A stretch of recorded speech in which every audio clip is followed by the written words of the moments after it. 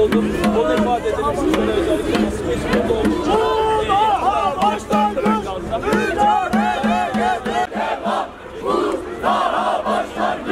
mücadeleye devam. Daha başlangıç. Taksim bizimdir.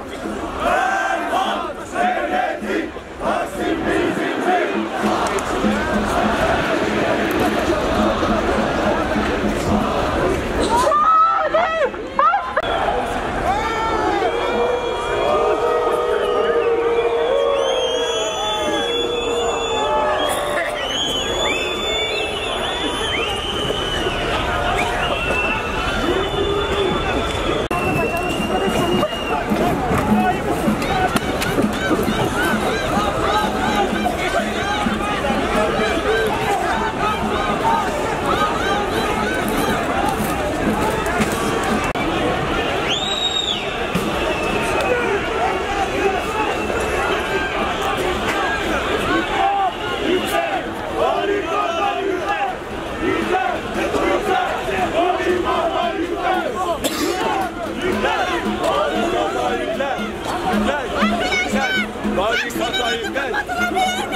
Hayır!